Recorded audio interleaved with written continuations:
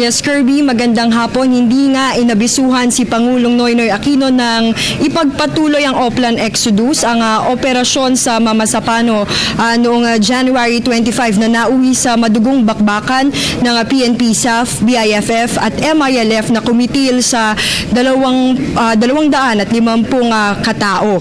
At ito ang naging sagot niya dating PNP Chief Alan Purisima nang tanungin siya ni Senator Bongbong Marcos ukol sa kung sino ang nagbigay ng go signal para sa operasyon. Bukod sa Pangulo, hindi rin ipinaalam ang operasyon kina DILG Secretary Marojas at OIC PNP Chief Leonardo Espina.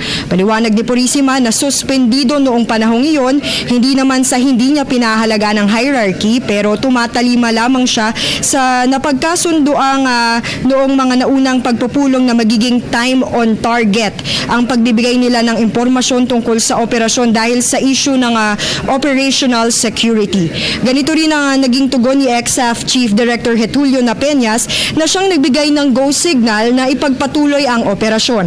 Ayon kay Napeñas, dahil wala umanong abisong no-go ang operasyon mula kay Purisima matapos ang mga naunang pagpupulong, nagdesisyon na siyang ipagpatuloy ito. Nagbigay naman ng saloobin si Rojas hinggil dito. Anya, kung ipinaalam lang kaagad sa kanila ang operasyon, hindi sana hahantong sa pagkamatay ng 44 niyang tauhan.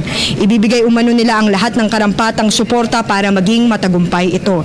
Kirby, sakaling lumabas sa investigasyon at mapatunayang binali nga nila Purisima at Napeñas ang chain of command, ay haharap si Purisima sa kasong criminal na usurpation of authority habang si Napeñas naman ay haharap sa grave misconduct, isang administrative case at maaaring ikadismiss niya ito.